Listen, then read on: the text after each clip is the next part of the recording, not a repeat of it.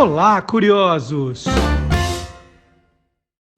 Boa noite, curioso! Boa noite, curiosa! Hoje é quinta-feira, noite de batermos aquele papo com Magalhães Júnior e tudo sobre a história da televisão brasileira. E a gente chegou aqui, Maga, no programa 83, e eu fico me perguntando, né? Qual será o segredo disso? Eu acho que porque você é um cara bem humorado e eu sou mais dramático. Eu acho que essa mistura funciona. Boa noite. Boa noite, Marcelo. Boa noite, amigos. Boa noite, amigas. Eu acho que funciona, né? Porque o drama e a comédia, eles andam juntos, né? Inclusive no nosso dia a dia. É Mas isso. eu acho que isso é um assunto para daqui a pouquinho, né? Depois da vinheta, É talvez. isso, depois da vinheta.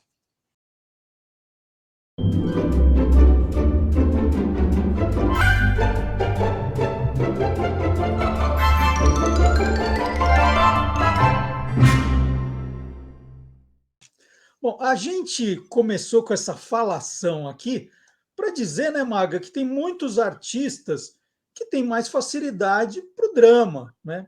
E outros que têm o que se chama da veia cômica, né? É assim que funciona, né?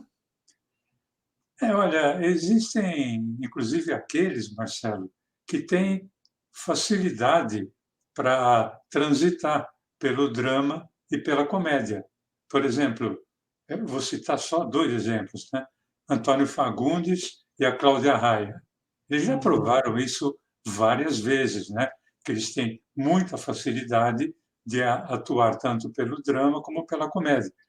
Mas esses dois nomes aqui são nomes que estão sempre sendo lembrados, né? Pois é, exatamente, né? O Maga falou da Cláudia Raia e do Antônio Fagundes, nomes que estão o tempo todo na mídia, todo mundo falando. Mas o tempo vai passando e a memória das pessoas vai encurtando. Né, a gente mostrou isso já diversas vezes aqui no nosso programa. E o que a gente faz é resgatar nomes, né, que marcaram a época na televisão brasileira que, né, foram esquecidos, né? Vamos dizer, esquecidos, vamos dizer a verdade aqui. São muito pouco lembrados.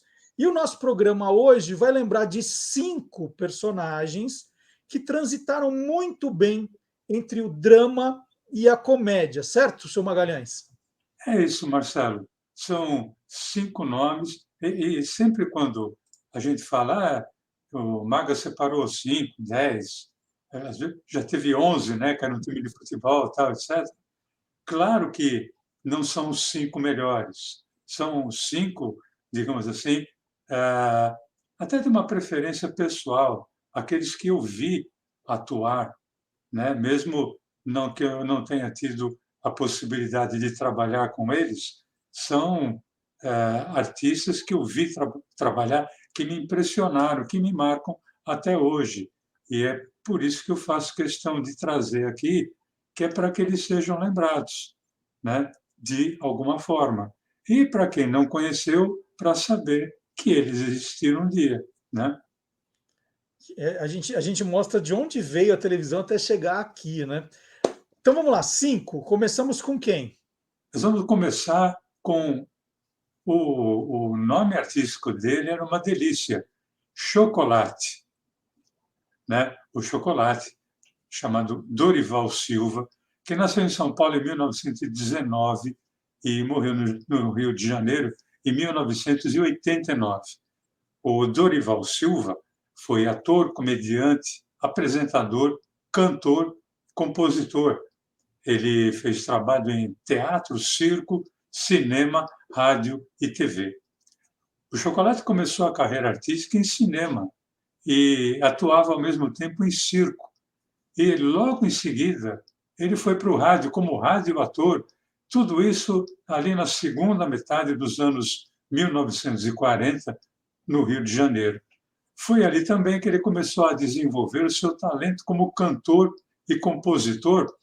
Marcelo, olha o detalhe, ele tinha como parceiro de composição ninguém menos que o também ator Mário Lago, né? O Mário Lago que eu sei que é um ator que você curtiu muito, Uhum. né? Do cinema, o Chocolate passou para o teatro, sobretudo para o teatro de revista, até que em 1957 ele estava fazendo uma peça teatral aqui em São Paulo e ele foi convidado e contratado pela TV Paulista, Canal 5. Ele atuou como apresentador e também como ator dramático em teleteatro, tudo isso na TV Paulista. Mas ele também participou de programas de sucesso na linha de humor, por exemplo, Miss Campeonato, Praça da Alegria. Na Praça da Alegria, Marcelo, nós estamos falando de 1957, 58, que é quando a Praça da Alegria foi criada pelo Manuel de Nóbrega. O Chocolate interpretou o personagem Escurinho. E eu me lembro muito bem, porque eu acompanhei a Praça da Alegria ali no início dela na TV Paulista e depois quando ela foi para a TV Record. E eu me lembro que, vez por outra, o Chocolate trazia para a cena um pouco da história da própria vida do Dorival Silva. Então, ele alternava humor com momentos dramáticos. Tinha um momento ali em que ele falava da favela, falava da maloca, né? Falava da vida difícil do pobre, que chegava a emocionar. Porque, além de tudo, ele era poeta. Poeta que tinha um jeito de malandro, do bem, né? E por isso o Chocolate foi conquistando cada vez mais o espaço ali na televisão brasileira. Já nos anos 1960, pela TV Record, nessa época, a Praça da Alegria já havia saído da TV Paulista e ido para a TV Record. O Chocolate atuou em vários programas de sucesso, como, por exemplo, Show 713, Grande Show União e O Abre Alas. O Maga, ele chegou a ter em algum momento um programa próprio, assim, um programa dele? Chegou sim, Marcelo. Ele comandou, e com muito sucesso, hein, alguns programas na própria TV Record, como, por exemplo, Chocolate e seus bombons. No caso dos bombons, eram as, digamos, vedetes da época, né? Tinha uma versão para o Rio que era Chocolate e suas cocadas. Vixe. Né? E ele também fez um programa, aí assim, na 1967, 68, chamado Ladrão de Show. Esse programa era muito interessante, Marcelo, porque ele já via o videotape na época, né? Então, ele pegava trechos de programa da própria emissora e satirizava. Isso, por exemplo, depois o Marcos Mion acabou fazendo, né? No tempo da MTV. Então, vê que o Chocolate tinha tido a mesma ideia nos anos 60. Obviamente que o Marcelo Mion não copiou, né? Não copiou mesmo, porque provavelmente, como a época era havia uma distância muito grande, vamos dizer assim, foi uma coincidência, né? Mostra que os dois, Chocolate era genial, assim como Marcos Mion também o é. Agora, um dos últimos trabalhos feitos pelo Chocolate aconteceu no programa Alegria 81, num quadro em que ele e o comediante Gibe, só para lembrar, o Gibe foi o papai papudo ali no tempo do Bozo. Uhum. E o Gibe, eles faziam dois operários que estavam descansando e acabavam sempre ouvindo a conversa de dois ricaços. Esses dois ricaços eram interpretados pelo Feliz, que depois foi o Aumento do Tempo, e pelo ator Carlos Buca. Hoje, em sua mansão, eu via babado seu filho menor, dizendo pra ele: chegue pra cá, essa boquinha carnuda. Oh, vísceras! Mas que beija-flor apetecível! Tu viu só, bolo fofo? Na mansão eles diziam assim: chega pra cá, essa boquinha carnuda. Lá em casa é diferente. diferente. Lá em casa a nega grita, vira pra lá essa bençona, essa bocarra bençuda. Ah, o vísceras, que desentupidor infalível. Você sabe que outro dia o meu 40º filho, o Sidney Poitier, Jamilão? Ah, o Joãozinho. Você sabe que ele cismou de beijar a mão do bispo que baixou lá na favela. Nossa, e daí? Menino, no que ele pegou a mão do bispo, que ele meteu a bençola, ele aspirou o anel do bispo, o relógio de pulso e 2 medalhinhas de São Benedito que o homem tinha no bolso da batina. Que sensacional. Você falou do Marcos Mion na MTV, mas ele está fazendo essa brincadeira de satirizar os programas da emissora na própria TV Globo, agora no Caldeirão com o Mion, né, com o Marcos Mion. Exatamente. Então, você vê, né, que as pessoas podem falar, você está dizendo que o Marcos Mion copiou. Não, provavelmente essa ideia dos anos 60 do chocolate tenha ficado ali nos anos 60, até porque não existe material disso, né? Foi consumido pelo fogo num dos incêndios da TV Record. Então, a gente está trazendo aqui essa informação, mas para mostrar que já aconteceu no passado, que é uma coisa circadiana, né? Quer dizer, acontece em ciclos. E para fechar o chocolate, né? Tem alguma curiosidade bacana para você contar sobre? Aqui tem um monte de curiosidade, mas mais uma, assim, para coroar. Olha, tem uma curiosidade. Isso quem me contou foi meu grande amigo José Miziara, que trabalhou muito tempo com chocolate. Ele falou que era o crioulo mais perfumado que existiu na televisão brasileira. E o chocolate dizia o seguinte: eu sou perfumado porque quando eu acabo de tomar banho, eu não me enxugo. Eu deixo cair um vidro de perfume de cima a baixo e deixo secar. E aí, por isso que eu sou perfumado o tempo todo. Mas a curiosidade mesmo é uma declaração que o chocolate deu muitas vezes, que no tempo ali de Vacas Magras, quando ele ainda não era reconhecido como artista, ele era mais como sambista, tal. O pessoal da música se reunia muito ali na esquina da Ipiranga com a São João. E eles eram tidos como vagabundos, né? Porque eles se reuniam sempre à espera de um trabalho. E diz que tinha um delegado que, vira e mexe, de noite, passava, via ali o chocolate e o prendia por vagabundagem. E soltava no dia seguinte. E o chocolate disse que ele já estava tão acostumado com isso que um dia a viatura policial passou, estava com o delegado saiu, deu uma olhada e tal, e foi entrando de volta. Aí ele falou: ô doutor, e eu? Não vai levar, não? Aí ele disse que o delegado olhou para ele e falou: não. Mas quer saber? Hoje você está de castigo. Eu vou deixar você livre. Olha só. Então vamos para o segundo personagem, Maga, entre o drama e o humor. Olha, o seu nome era um nome, eu acho muito bonito, né? Composto por 2 nomes femininos, Nádia Maria. Mas, na verdade, a Nádia Maria nasceu Leda Soares da Gama. Ela nasceu em Recife em 1931 e faleceu no Rio de Janeiro no ano 2000. Ela foi radioatriz, comediante, imitadora, anote bem isso, Marcelo, imitadora, cantora e também apresentadora.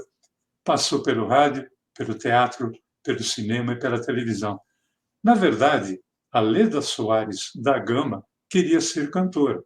E ela já estava morando no Rio de Janeiro, ali no final dos anos 1940, e em 1948 houve um teste para aprovação de novos talentos na Rádio Guanabara. E mesmo indo contra a família, ela acabou indo se apresentar para fazer teste para cantora. Só que o teste era só para locução e interpretação.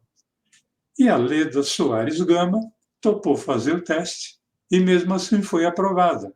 Isso em meio a 600 candidatos. Agora, dentre esses 600 candidatos, além dela, que foi aprovada, foram aprovados também uma certa Arlete Pinheiro da Silva, que depois viria a se chamar Fernanda Montenegro, e um certo Francisco Anísio de Oliveira Paula Filho, que depois teria a ter o nome de Chico Anísio. Uhum. E a querida Leda Soares da Gama resolveu adotar o nome de Nádia Maria, porque ela achou mais sonoro. E ela começou como radioatriz na Rádio Guanabara. Radioatriz fazendo drama, fazendo romance. Passando logo depois para a Rádio Tupi do Rio de Janeiro, papéis românticos, papéis dramáticos e alguns papéis cômicos. Então, ela atuava muito bem em todos esses segmentos. Marcelo, na televisão, o primeiro sucesso da Nádia Maria foi em 1956, com a personagem Cozinheira Conceição, pela Rádio Tupi do Rio de Janeiro, pela TV Tupi do Rio de Janeiro, perdão.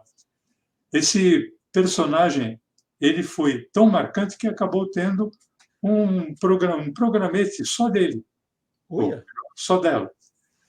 No ano seguinte, 1957, a Nádia Maria entrou para o teatro de revista e ela ali alternava momentos de comédia, momentos de música e alguns momentos de poesia que a gente pode chamar de uma determinada dramaticidade. Ela se mantinha no rádio e na televisão, atuando ainda como radioatriz, dramática e cômica, apresentadora e principalmente como comediante. Até que no ano 1958 ela emplacou um novo sucesso de personagem, a Marilinha, que era uma socialite, snob, e que tinha uma risada toda característica. O Maga, artisticamente, assim, você diria que qual era o diferencial da Nádia Maria? O diferencial estava na imitação. Foi justamente por isso que eu falei, atente para esse detalhe, né? Porque a Nádia Maria foi a primeira imitadora da televisão brasileira. Ela era capaz de fazer imitações de personalidades nacionais, como, por exemplo, Hebe Camargo, Inesita Barroso, e também de artistas internacionais, como, por exemplo, a Brigitte Bardot ou a Marlene Dietrich, né? E isso ficou muito claro, Marcelo, quando, na escolinha do professor Raimundo, ali já nos anos 1990, a Nádia Maria participou durante muito tempo, sempre trazendo imitações de personalidades femininas que tinham destaque na época. Uma delas foi a Zélia Cardoso de Mello, que foi ministra da Economia do governo Collor e que depois acabou se casando com o próprio Chico Anísio, né? O professor Raimundo, né? Era a filha do professor. Raimundo. Da mulher do professor, né? E a outra imitação foi da então prefeita de São Paulo, a Marta Suplicy. Existem vários vídeos da Nádia Maria na internet, lembrando sua participação na escolinha do professor Raimundo.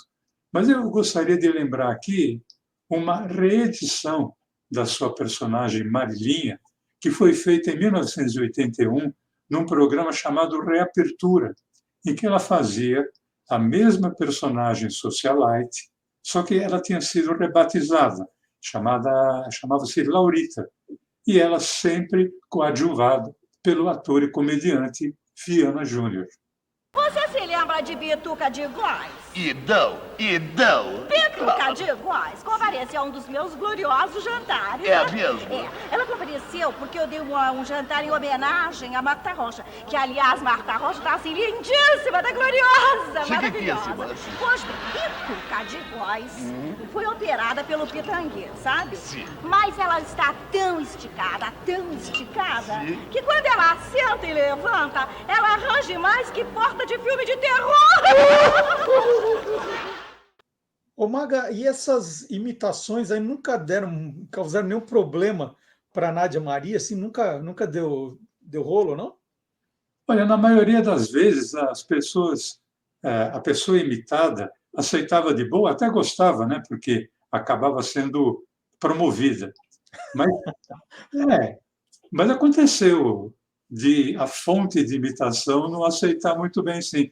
Isso aconteceu principalmente com uma cantora e também atriz que foi muito sucesso nos anos 1950, 1960, chamada Vanja Orico.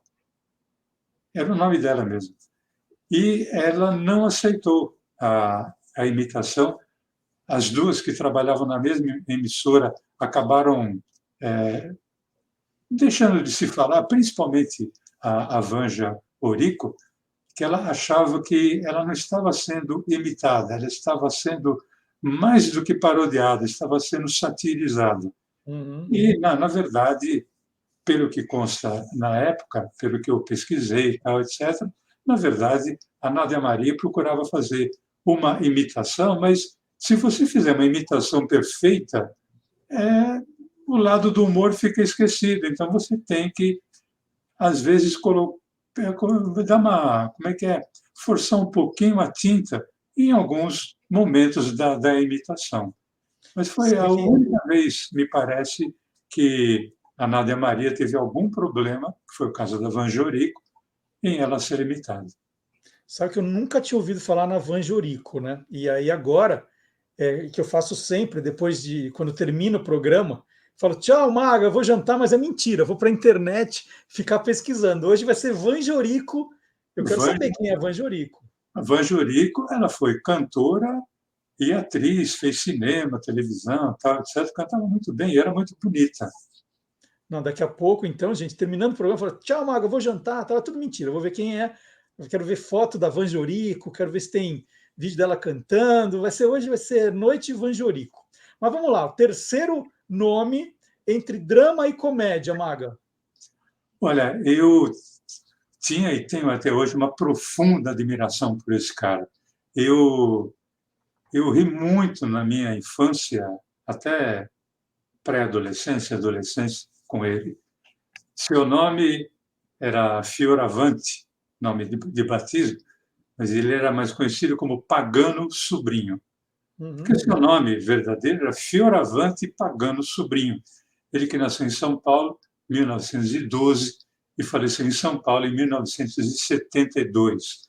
Ele foi radioator, comediante, locutor, apresentador e também compositor. Passou pelo rádio, cinema, teatro e televisão. O Pagano Sobrinho começou a carreira artística em 1941 como radioator na Rádio Record de São Paulo. E olha o detalhe, radioator galã. Né? É por isso porque era rádio. Né? E da Rádio Record, ele foi para a Rádio Tupi, onde ele fez vários programas, como, por exemplo, Noturno do Sumaré, obviamente, que era um programa que ia ao ar à noite. Gente, quem criava os nomes tinha que ter o melhor salário da emissora, gente. E às vezes os nomes apareciam por acaso, né? O programa estava para estrear, não tinha nome, alguém falava e esse aí é o melhor, era o que tem. O primeiro trabalho em televisão do Pagano Sobrinho foi justamente um programa solo, em outubro de 1950. Ou seja, só podia ser na TV Tupi de São Paulo, porque era a única emissora que existia, ela foi a pioneira. Né? Um mês após a inauguração desse novo veículo de comunicação, o Pagano Sobrinho estreava um programa chamado Paganadas, TV Tupi, é claro. Depois da TV Tupi, ele teve uma breve passagem pela TV Paulista, e aí ele foi para a TV Record, em 1956, onde ele estreou fazendo um programa chamado Conversa de Lotação. E ele comandou e participou de vários programas da linha de show da TV Record, a maioria deles programas humorísticos. E era muito interessante, porque eu me lembro muito bem, por mais que o Pagano estivesse dentro de um personagem, você enxergava o Pagano Sobrinho, porque ele era muito marcante, ele como artista. Então, ele não era aquele personagem que você olhava e falava, esqueci quem é. Não, você estava sempre vendo o Pagano, a figura dele. Ele era extremamente marcante e a voz dele era inconfundível. Era uma voz sensacional, um cara de grandes tiradas. Em cinema, além de algumas comédias, o Pagano Sobrinho se notabilizou fazendo papéis dramáticos, papéis sérios. Um deles foi num filme de 1962, chamado A Estrada, mas tem um outro de 1968, O Bandido da Luz Vermelha. Marcelo, eu assisti esse filme e aí sim eu me esqueci do Pagano Sobrinho, porque ele fazia um cara que era candidato a deputado, mas assim, um cara extremamente, vamos colocar entre aspas, do mal. Então, prova como ele era bom, como ele era versátil, como ele passeava fácil, né? Pelo humor e pelo drama. Você está falando dessa versatilidade dele, né? É legal você tocar nesse ponto. Você já falou dele humorista, dele, né, com essa pegada dramática. Ele chegou a fazer alguma outra coisa, né, na televisão além disso? Ou sempre eram. Ele jogava nesses dois lados, assim, Maga? Olha, como ele era compositor, ele compôs muita música, principalmente marchinha de carnaval, né? Mas ele tinha assim uma queda pela música também. Então, em 1969, na TV Record, ele lançou e apresentou um programa de calouros.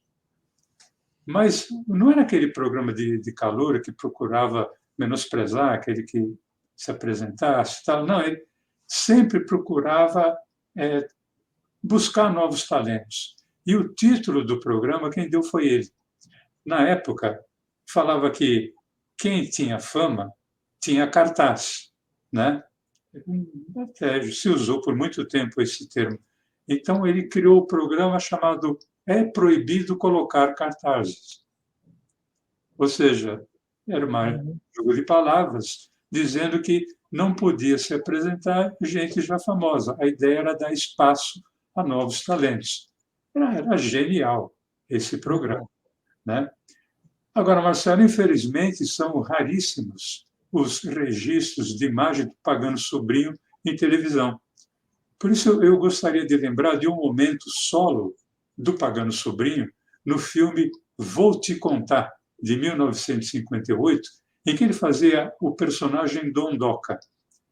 E tem uma cena nesse filme que é um telefonema dele para uma amiga da alta sociedade que ilustra muito bem porque o Pagano Sobrinho era considerado um dos maiores nomes do humor no rádio e na televisão brasileira.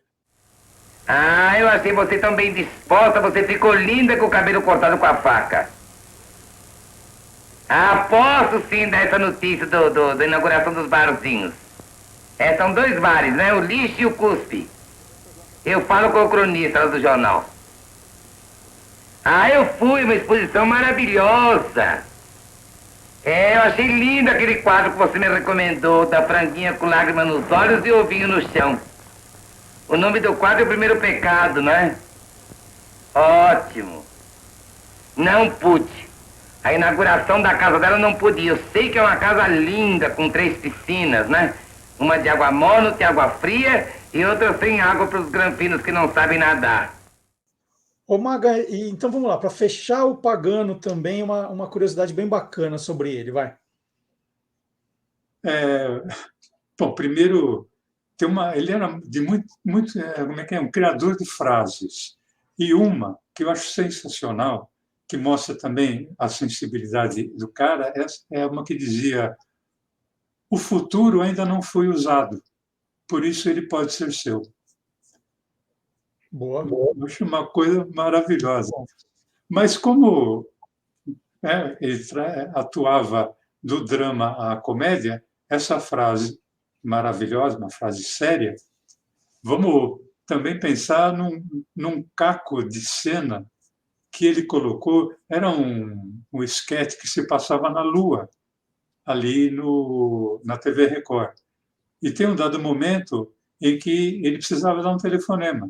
E o Contra-Rega deu um telefone para ele, lembrando, anos 60, aquele telefone preto, né? Pesado, de fio. Só que o Contra-Rega deu o telefone para ele, o aparelho, e o fio pendurado, né? Aí ele parou, disse que ele pegou, levantou o fio e falou: caramba, aqui na Lua é tudo diferente, não?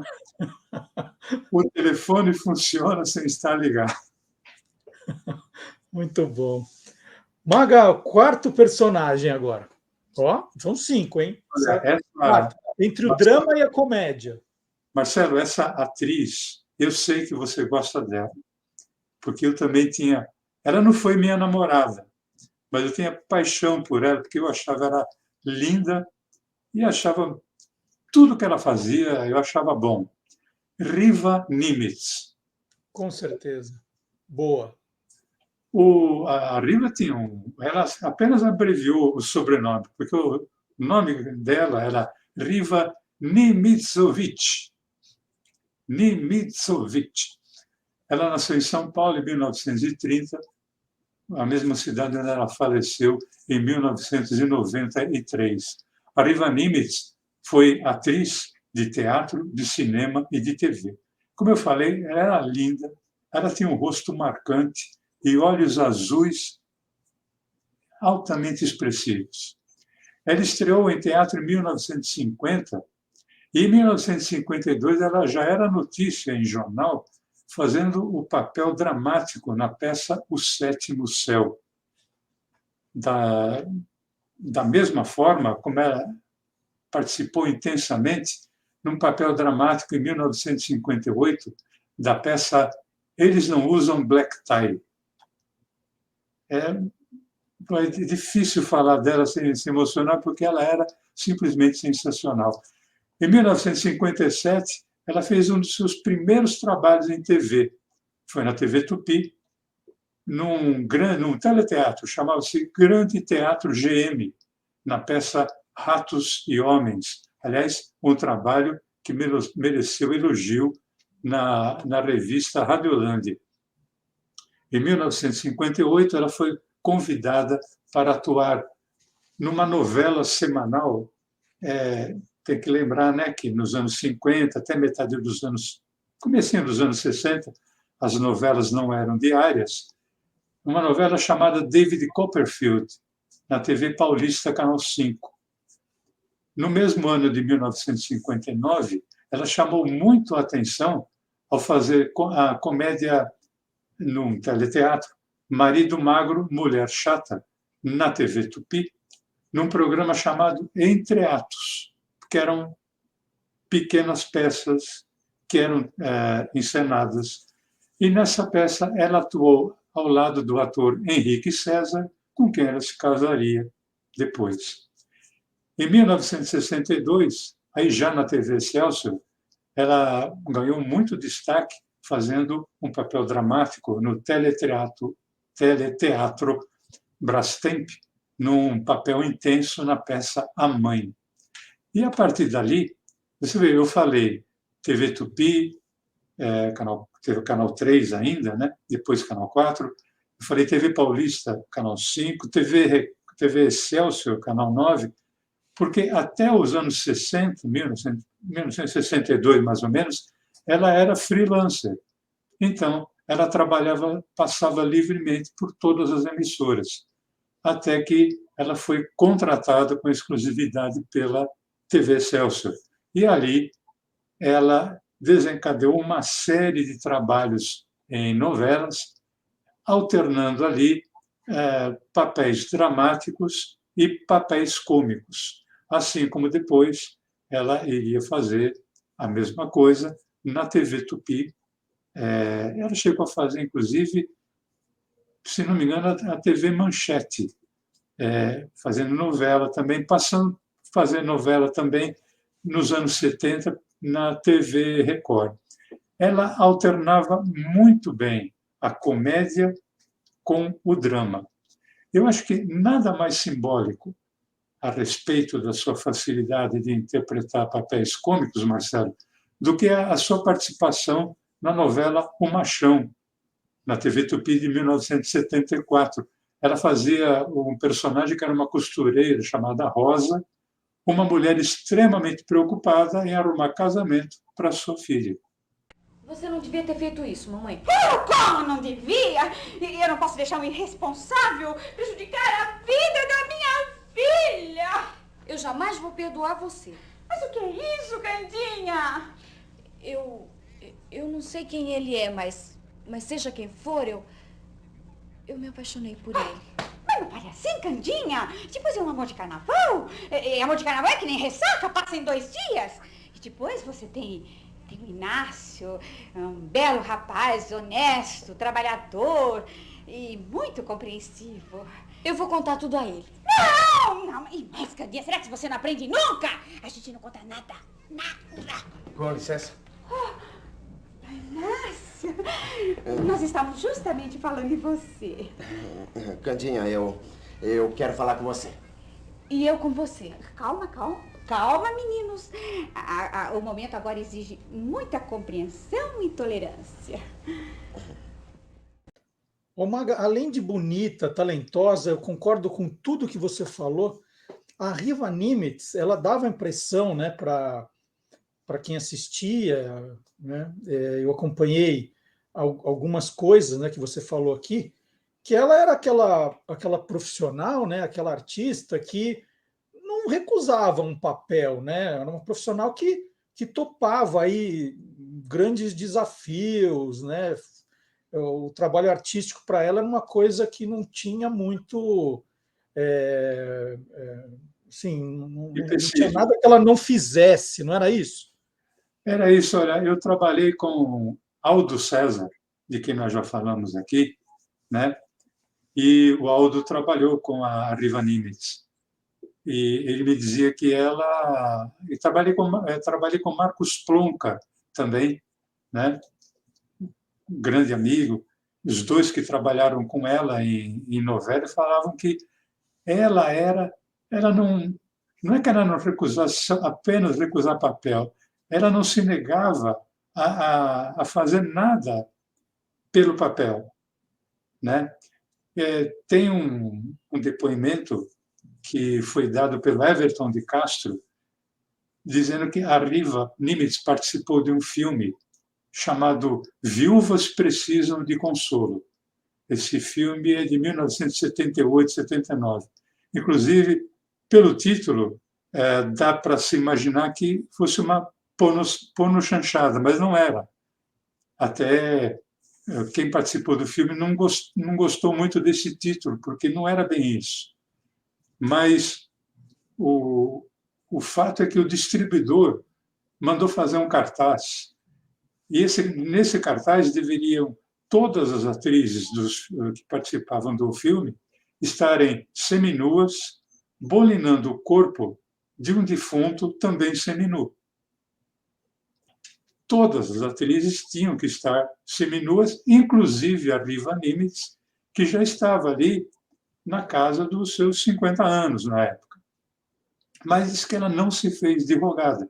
Ela topou fazer a foto seminua, mas com um aviso. Olha, se eu gostar, vocês vão ter que me aturar. Muito legal. Então vamos lá para o quinto e último personagem hoje, entre o drama e a comédia. Olha, Marcelo, dá a impressão assim, mas todo mundo que você fala parece que é maravilhoso. Mas, gente, eu não vou falar de quem eu não acho que seja, né? Os 5 que eu trouxe aqui foram pessoas que me marcaram muito, inclusive marcaram a minha carreira como roteirista. Foi gente que me inspirou. E um deles é esse que eu vou falar agora, esse último nome, que é o Vagareza. Marcelo, você olhava para ele, você ria, mas ele tinha uma expressão tão legal, tão boa, que, como dizia Chico Anísio, é difícil o comediante ser bonito, porque comediante que é bonito costuma não fazer graça, né? Mas O nome dele era Hamilton Augusto Ferreira, ele que nasceu no Rio de Janeiro em 1928 e faleceu em São Paulo em 1997. Ele que ele foi ator, radioator, autor, produtor e apresentador. Trabalhou no rádio, no teatro, no cinema e na televisão. Só que o Vagareza não começou a vida artística como Vagareza, ele começou com o nome de Augusto Ferreira. Né? Isso foi em 1950, no teatro. Por quê? Porque em 1949 ele estava estudando odontologia, curso que, aliás, ele acabou terminando, mas é uma profissão que ele exerceu por pouquíssimo tempo. Nessa mesma época, ele fazia a escola de teatro do estudante. Fazendo essa escola, ele acabou recebendo um convite para trabalhar em teatro e, na sequência, ele acabou indo para o rádio, sempre como Augusto Ferreira. Só que ele não gostava muito desse nome. Então, ele resolveu mudar. Ele falou, eu vou me apresentar com o nome de Hamilton Ferreira. Só que já existia um outro Hamilton Ferreira, que era ator e comediante também, mais famoso. E esse Hamilton Ferreira ameaçou processá-lo na justiça por apropriação indevida do nome artístico. Mas rolou processo mesmo ou ficou naquela ameaçinha assim? Não, olha, chegaram a discutir bastante, ameaçou entrar com o processo, mas o Vagareza, o coração dele, isso todo mundo que trabalhou com ele sempre me falou. Carlos Alberto de Nóbrega sempre me falou do Vagareza como um dos caras mais gentis, mais generosos que a televisão brasileira, o rádio, o teatro, o cinema já conheceu. Então, para não discutir, o nosso Hamilton Augusto Ferreira resolveu mudar de nome. Ele falou, bom, eu não vou ser nem Hamilton Ferreira e também não quero ser mais Augusto Ferreira. Aí ele lembrou de um personagem que ele havia feito no rádio, que tinha o nome Vagareza, e ele resolveu adotar o nome Vagareza. E esse nome acabou dando certo, acabou trazendo muita sorte para ele. Tanto que, no mesmo ano, 1960, o Vagareza estourou no teatro de revista com o show Me Afobei. Esse show ele atuava ao lado da sua mulher, a Siva com W, que era o nome artístico da bailarina clássica e atriz e também autora Maria Aparecida Castro Augusto. E esse título, Me Afobei, acabou se tornando um bordão do Vagareza e que ele falava com um modo assim, por isso Vagareza. Ele não falava me afobei, ele falava me afobei. Era uma coisa sensacional. Nesse mesmo ano, 1960, ele estreia na televisão com o personagem Nicolino. Então, ele tinha dois bordões. Um era me afobei, e o outro, quando alguma coisa não dava certo, ele falava Nicolino. Era fantástico. Em 1961, o Vagareza então participa de um famoso quadro dentro do programa A Cidade se Diverte. Esse quadro era a escolinha do professor Raimundo. E ali ele interpretava um personagem chamado Aristides Barlavento, que era um aluno extremamente enrolador. Um aluno que como ele não sabia a resposta, ele procurava enrolar o professor para ver se o professor esquecia do que tinha perguntado. Esse personagem, Aristides Barlavento, que já tinha acontecido no rádio, sendo interpretado pelo Zé Trindade, esse personagem foi que, anos mais tarde, acabou, vamos dizer assim, inspirando o redator e roteirista José Sampaio para criar o Rolando Lero, que foi interpretado pelo Rogério Cardoso. Mas em televisão, vamos dizer assim, o primeiro Rolando Lero, quem fez foi o Vagareza.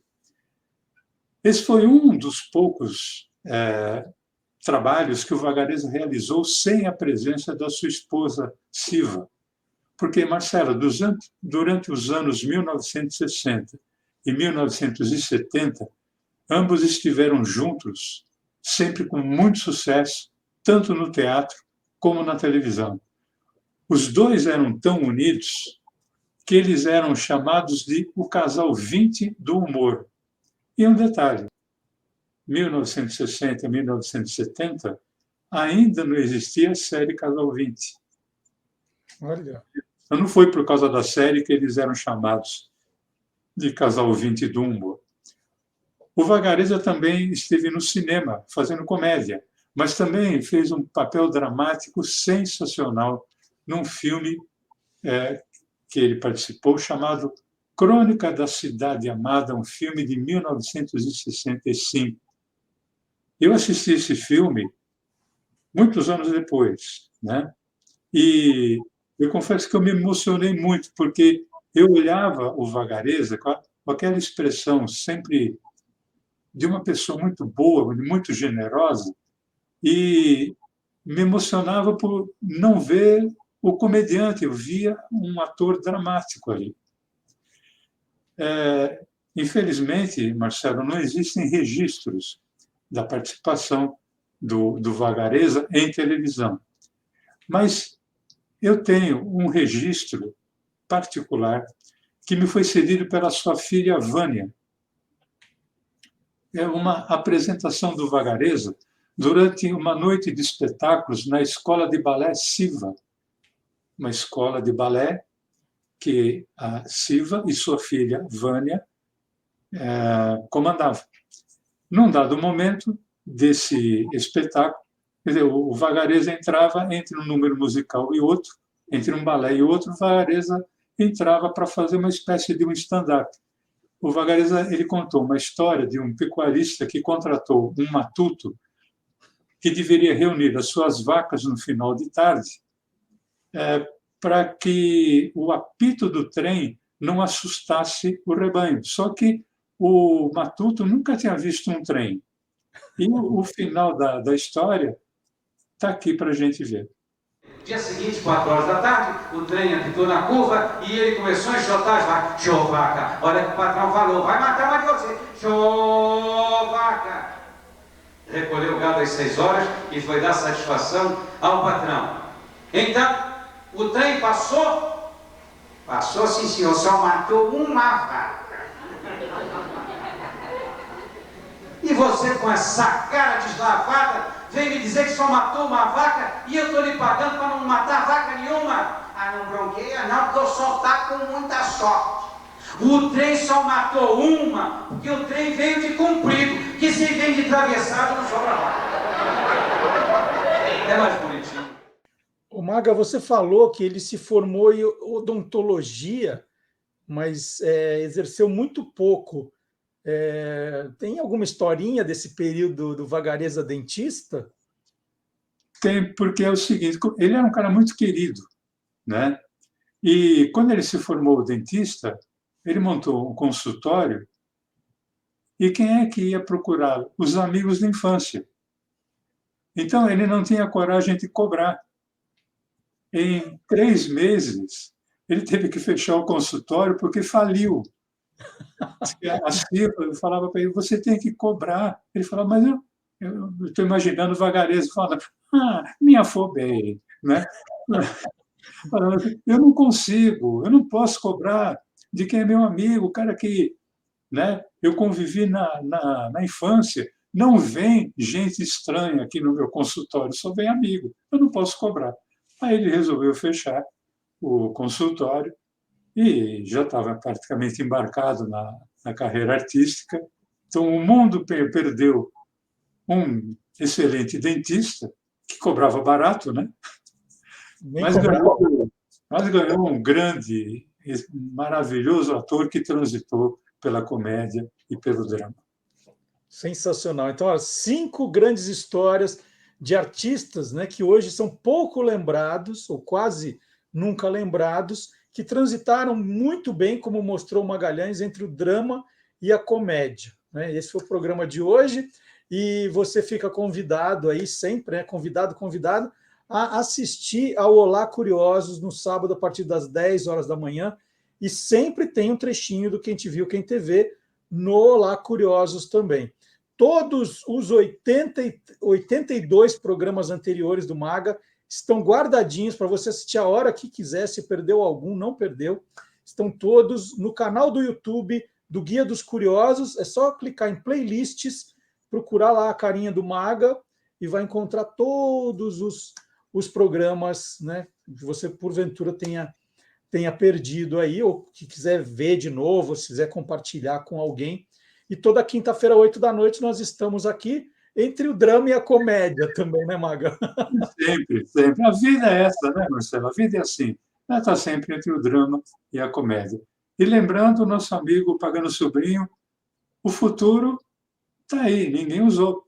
Pode ser seu, né? Agora, vamos ver se você lembra. O que eu vou fazer com o meu futuro agora, nesse momento? Bom, primeiro você vai jantar e, no futuro, depois de jantar, você vai pesquisar sobre Vanjorico. Aí, Maga, tu tem boa memória, mas eu vou procurar antes a Vanjorico. Tchau, gente. Vanjorico, estou chegando. Tchau, tchau.